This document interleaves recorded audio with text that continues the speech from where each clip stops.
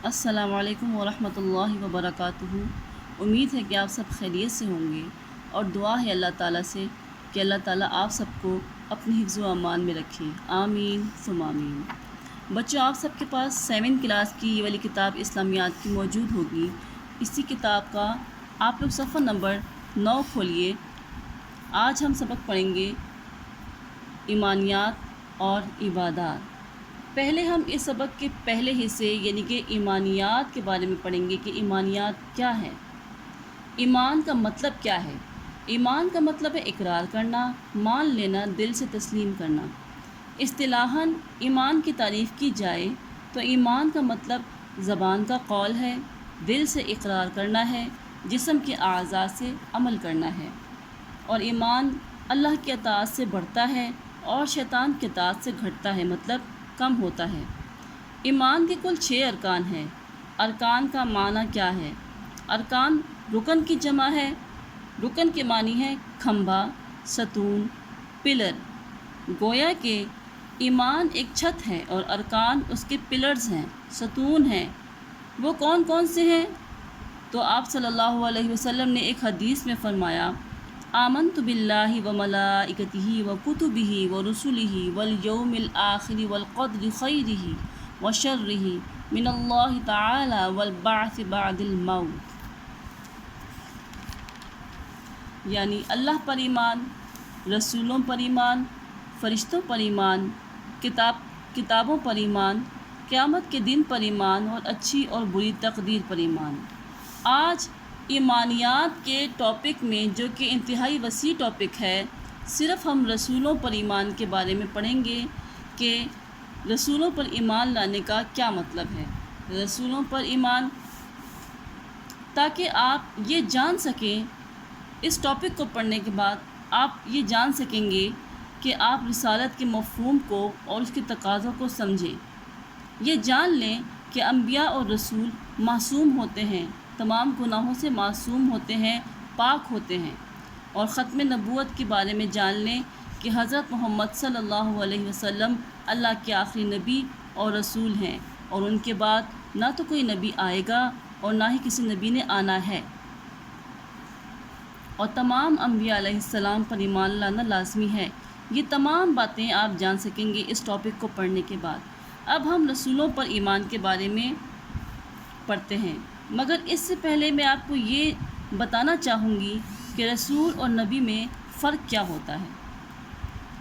تو رسول اس شخص کو کہتے ہیں کہ جس کو اللہ تعالیٰ نے نئی شریعت اور نئی کتاب دی ہو، جیسے ہمارے نبی پاک محمد مصطفیٰ صلی اللہ علیہ وسلم، جن کو اللہ تعالیٰ نے نئی شریعت بھی دی اور نئی کتاب قرآن پاک کی صورت میں دی۔ اسی طرح حضرت عیسیٰ علیہ السلام، جن کو اللہ تعالیٰ نے انجیل دی، حضرت موسیٰ علیہ السلام، جن پر تورات نازل ہوئی، اور حضرت داؤد علیہ السلام، جن پر زبور نازل ہوئی۔ اور نبی اس شخص کو کہتے ہیں جس کو اللہ نے نبوت سے نوازا، لیکن نہ تو کوئی نئی کتاب دی اور نہ ہی کوئی نئی شریعت دی، بلکہ اس نبی کو یہ حکم تھا کہ تم سے پہلے جو رسول آئے تھے، انہی کے مذہب کو اور انہی کی شریعت کو اور کتاب کو فالو کرنا ہے۔ چنانچہ ہر رسول نبی تو ہوتا ہے، مگر ہر نبی رسول نہیں ہوتا۔ اس لحاظ سے اگر ہم دیکھیں، احادیث سے ہم کو معلوم ہوتا ہے کہ رسولوں کی تعداد 313 ہے۔ ان کے علاوہ بقیہ جتنے بھی آئے، سب کے سب نبی ہیں۔ تو اللہ تعالیٰ نے اپنے بندوں کی ہدایت اور رہنمائی کے لیے تقریباً 1,24,000 انبیاء علیہ السلام کو، رسولوں کو بھیجا اپنے بندوں کی رہنمائی کے لیے، ہدایت کے لیے۔ آئیے اب اس ٹاپک کی ریڈنگ کرتے ہیں ہم۔ رسولوں پر ایمان، رسالت اور اس کے تقاضے۔ رسولوں پر ایمان، رسول کے لغوی معنی پیغام دے کر بھیجا ہوا کے ہیں۔ اصطلاح میں رسول کے معنی ہے ایسا برگزیدہ شخص جو اللہ کا پیغام لوگوں تک پہنچائے۔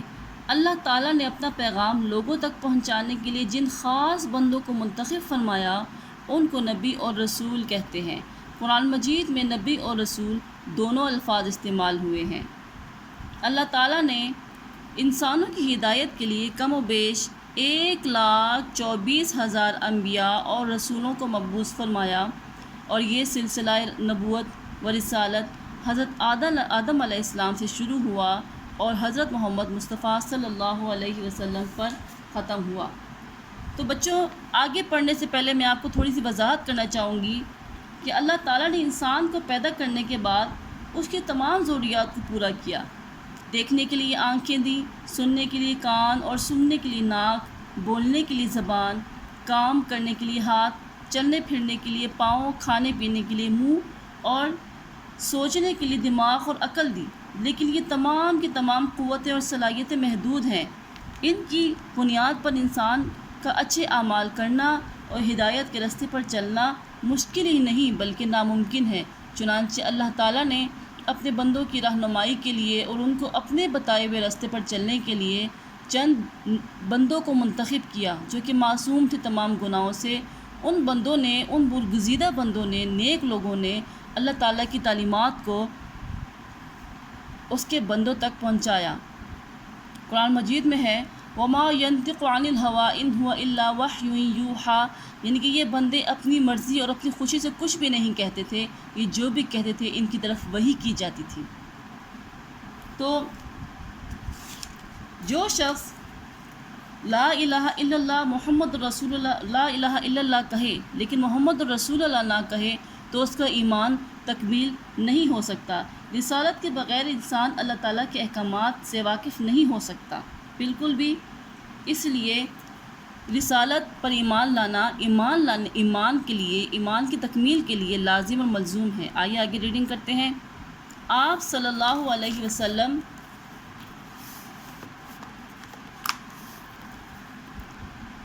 اللہ تعالیٰ کے آخری رسول ہیں۔ آپ کے بعد کوئی رسول یا نبی نہیں آئے گا۔ اس عقیدے کو عقیدہ ختم نبوت کہتے ہیں، یعنی کہ نبوت کا رک جانا، نبوت کا ختم ہو جانا، یعنی کہ آپ کے بعد اب کوئی نبی نہیں آئے گا، سٹاپ ہو گیا یہ سلسلہ نبوت۔ اللہ تعالیٰ کا ارشاد ہے ما کان محمد ابا احد من رجالکم ولکن رسول اللہ وخاتم النبیین، محمد تمہارے مردوں میں سے کسی کے والد نہیں ہیں بلکہ اللہ کے رسول اور آخری نبی ہیں۔ تمام انبیاء اور رسولوں پر بلا تفریق ایمان لانا مسلمان ہونے کے لیے ضروری ہے۔ وہ سب اللہ تعالیٰ کے منتخب نیک اور معصوم برگزیدہ بندے تھے۔ ان سب نے اللہ تعالیٰ کی وحدانیت کا درس دیا، برے کاموں سے بچنے اور نیک کام کرنے کی تلقین کی اور تقوی اختیار کرنے کی ہدایت کی تاکہ آخرت میں کامیابی اور کامرانی حاصل ہو۔